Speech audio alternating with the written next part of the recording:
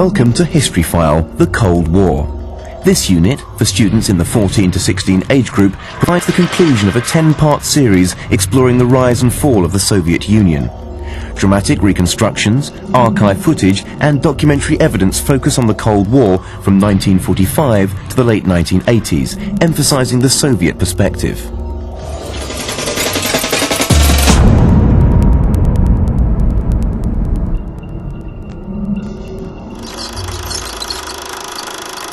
April 1945. American and Soviet troops meet in Germany. Conquerors from the west and from the east, now face to face in the very heart of Europe.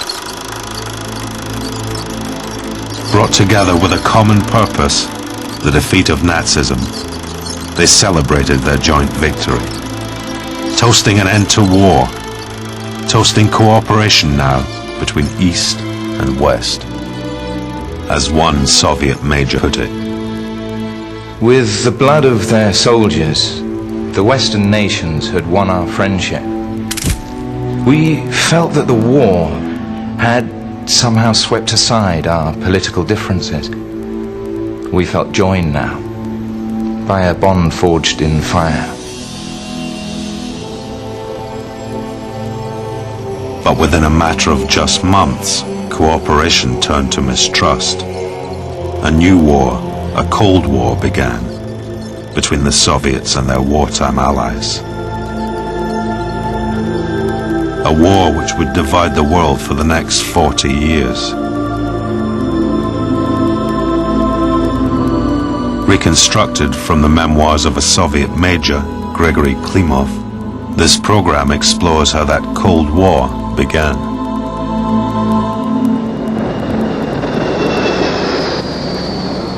In May '45, fresh from the victory parades in Moscow, Klimov had returned to Berlin, where he'd fought with the Red Army in the war's last few climactic weeks. His job now was to join the occupying forces in Germany's once proud capital. Beneath me, as far as the eye could see, it was like a cemetery of ruins. In the fighting, I'd not been aware of the scale of the destruction. But from the air, Berlin was like some dead city. I felt no pity for the Germans. I reminded myself of what they'd done to us. How Russian farmers would for many years find the bones of Soviet soldiers in their fields. But equally, I wondered what good we could do here. What purpose we could have here amongst our former enemies. I was driven through the streets. Survivors of Nazi concentration camps shuffling about aimlessly. But also ordinary Germans, hungry, homeless, bewildered by the collapse of the Nazi order. As instructed, I proceeded to our headquarters in the eastern suburbs of the city.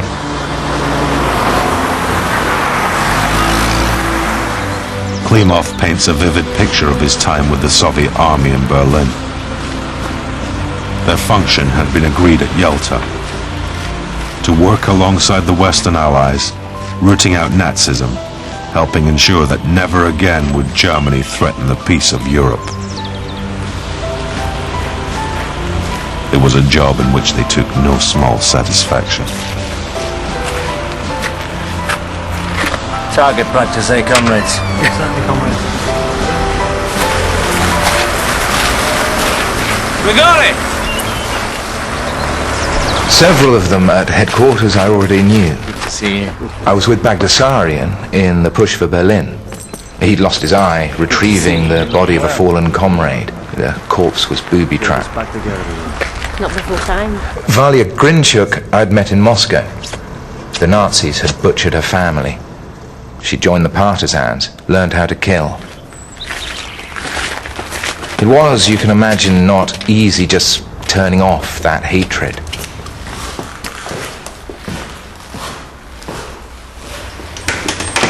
Where's all this stuff from? Good, isn't it? Liberated this morning from the house of Herr Bernhardt on Liebestrasse. Was he a Nazi? In a spirit of true communism, we decided to treat them all equally. Don't be so disapproving, Grigori. To the victor, the spoils. That's what it comes down to.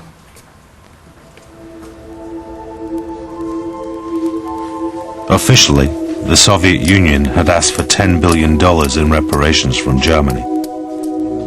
Goods in kind to repay some of the damage they'd suffered. German factories were transported back to the Soviet Union, brick by brick, machine by machine. The Allies, the Americans and British, did not disapprove. Few underestimated the scale of the Soviet sacrifice. 25 million Soviet citizens dead, 1,700 towns, 70,000 villages destroyed. The Red Army had borne the brunt of the fighting, and Uncle Joe Stalin, the Soviet leader, was as much admired in the West as he was by most in the East.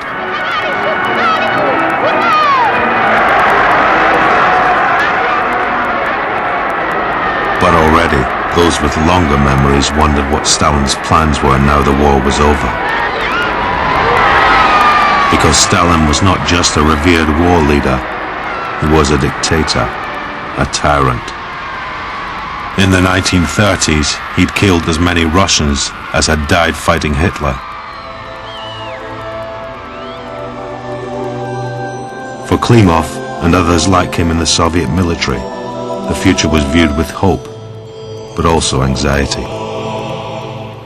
You see, for many of us before the war, we had hated our country, what the communists had done to it. The war changed everything. It gave us a reason to love Russia, to feel proud. The day the war ended, I was in Moscow. I was with Valia. We were swept up together in the crowd, in all that joy. And I remember thinking that this was our victory, not Stalin's. And I remember praying that in this new dawn, we could be something better now. That he would let us be something better than we had been before. I hoped that in Berlin I would see this dream put into practice. Germany had been divided into 4 zones of occupation. Berlin, the capital, lay in the heart of the Soviet zone. It was itself subdivided, the western sectors controlled by the Americans, French and British. But there was freedom of movement at first between the zones, and many decisions were taken jointly. For young Russians like Klimov, mixing with the Allies was a profound and significant freedom. You must remember that in Moscow before the war, if you even spoke to a foreigner, you could be arrested. Now we were meeting with them, talking to them every day. And I found myself liking them. Valia had met an American captain. We teased her about it. But all of us, I think, felt they had much to show us about freedom, about democracy. You know what I like? How they all smoke the same brand of cigarettes, from generals down to GIs. Have you noticed? Whereas we're officers, we smoke filters. The men smoke cheap Ukrainian cheroots. Meanwhile, Shabalin sits under his big portrait of Stalin smoking a fine Crimean cigar. This is communism?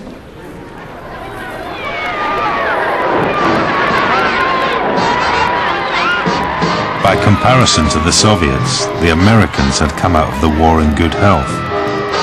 Victory found them relatively undamaged. Their economy more than doubled in the war years, ready to exploit new markets.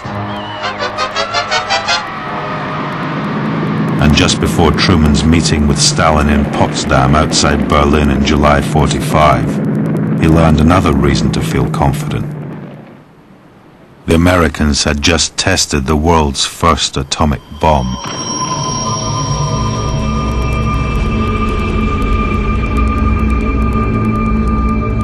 But what the Americans failed to appreciate was how threatening their confidence might appear to the Soviet old guard. When I look back, of course, it was obvious from the start how our friendship with the Americans would never be encouraged. My very first day, I had reported to Shabalin, our general, and the language he used, it was old-style Soviet language. The Americans you will meet, the British, you know they're all agents of capitalist espionage. You must have no personal acquaintance with them, no private conversations. Here in Berlin, you are in the most advanced line of the post-war front. This paranoia, this sense of threat, it was what we were used to before the war. A closed society, closed minds, keeping out the rest of the world. But that was the lesson that Shabalin and his kind had learnt from the war. That the West threatens us. The Americans, the British, the Nazis, it makes no difference. Here in Germany, our job was to build a barrier against that threat. Right from the start, this was the Soviet policy in Eastern Europe. As the Red Army had swept west into Poland, Romania, Hungary, Czechoslovakia, Stalin had seen emerging a belt of territory under Soviet control, securing Mother Russia against any future threat. To those liberated from Nazi rule, the Allies promised democracy. Democracy meant only the freedom to choose a future in line with the needs of the Soviet Union. As a result, in the four-power melting pot of Berlin, contact between Americans and Soviets became steadily more difficult. We still attended the control commissions, but it was awkward. When a problem emerged, it was always the Americans who came up with solutions. And they could take the initiative. We could only act on instructions from Moscow. We were cold and distant always. And you could see for the Westerners how frustrating this was. Meanwhile, freedom of movement between the zones was becoming increasingly difficult. And all the time, officers of the MVD, our state security police, were investigating what we at headquarters said and did. It was clear the old methods were returning. I was in there for 5 hours. Every detail they wanted to know, they're disgusting. And you must end the relationship. No, that's what makes it so sick. They say relationships with Americans in some circumstances are to be encouraged. They want to compromise him, Grigory. And if I don't agree to be used as bait, they'll have me arrested and shipped back to Moscow. Klimov himself had never joined the Communist Party, though it might have helped his career had he done so.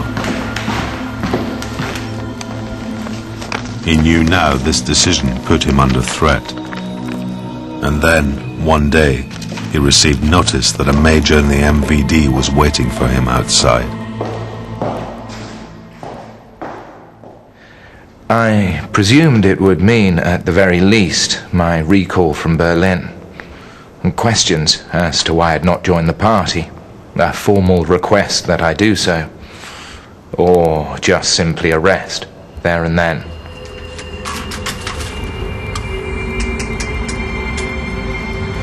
I remember feeling this emptiness in my stomach. But then, sitting there in this American car was Andrei. Hello, Grigory. Get in then. I didn't know I had a friend in the MVD. But it seems I did. Andre, my old friend from school and college. I thought he died in the war. He looked terrible. Though he risked his neck in doing so, and Klimov's too, Andrei had come to unburden himself on his old friend, to share with Klimov the harsh realities of Soviet policy in Germany. Much Klimov already knew, but to have it spelled out in such detail was the final blow to Klimov's post-war dreams.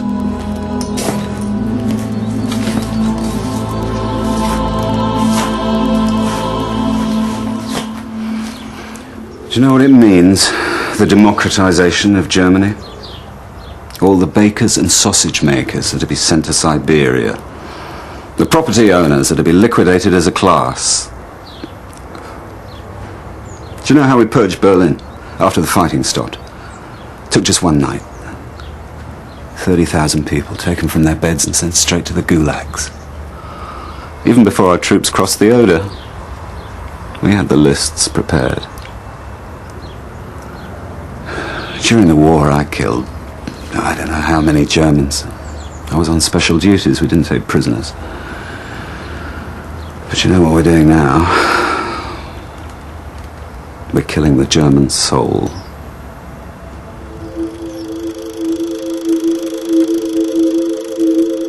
The Soviets, in their zone of Germany, were using the same techniques they were to use in all the Eastern European countries they controlled. At first, apparent democracy. Elections were held. But when the communists failed to win enough of the vote, more underhand methods began. The merging of the German Communist Party with the parties of social democracy, then the purging of Democrats from within.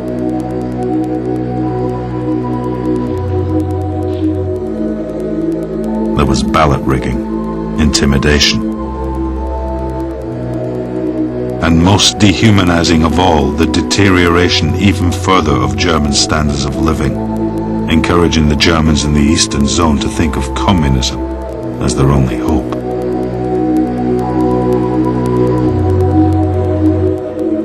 Despite the terrible winter of 46-47 and the famine that followed, there was no relaxation of the hard Soviet policy of forced reparations.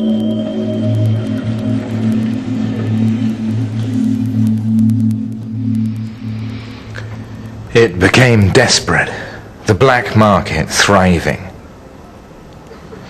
You saw Germans selling umbrellas, shoes, old clothes. And meanwhile, in the streets, German communists were marching, herded like sheep by their Soviet masters. Oldest trick in the book. Drag them down far enough, then offer them cake to win them over. When Germany surrendered, I took it for granted we'd take what we could from Europe. We were the victors. But that then we'd set our house in order. Instead, back home, Stalin drains every last drop of our blood. And now we find ourselves forcing our muck down these people's throats too. Building a new proletariat in Europe. Is that what we fought for?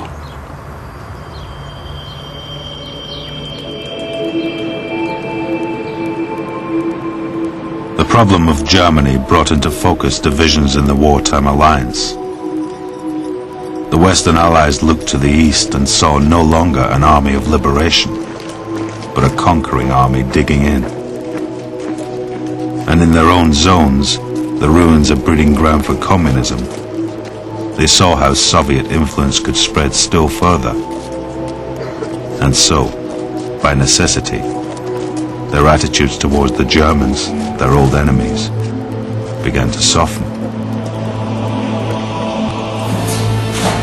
In the British zone, Rather than dismantling factories, industry was encouraged once again to get the German economy rolling. The American Secretary of State, General Marshall, organized massive loans for Western Europe, the Marshall Plan, out of humanity, but as much to block the spread of communism. Meanwhile, the western zones of Germany were merged, and in 1948 they became an independent country, with its own constitution and currency, with West Berlin supplied by road and rail through Soviet-controlled territory. Freedom in West Germany had been secured through America's economic muscle. But the price was the acceptance of Soviet control in the East.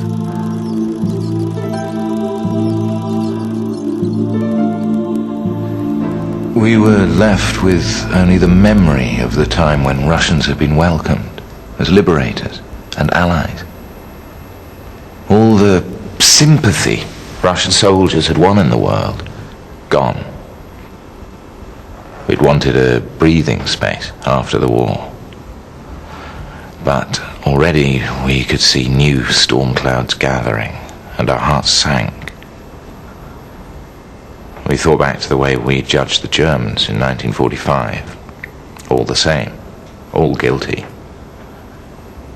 Well, what about us then, wearing this uniform? Would we one day all be judged guilty too? In 1948, Stalin closed the supply lines between West Germany and West Berlin to force the Allies to abandon this pocket of freedom within his sphere of influence.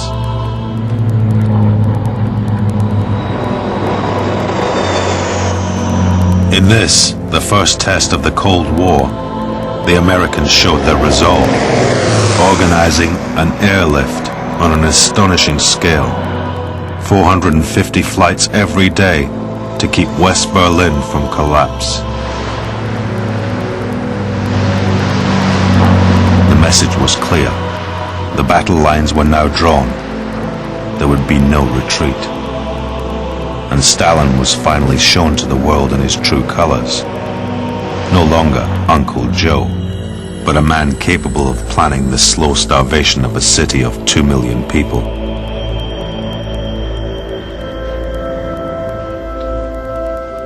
But that was a lesson Limov had learnt long before.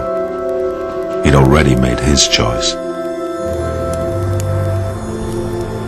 One morning, in early 47, he'd taken off the uniform which caused him such shame. He'd burnt his papers, and dressed in unfamiliar civilian clothes, he'd disappeared into the streets of Berlin to seek amnesty in the Western Zone.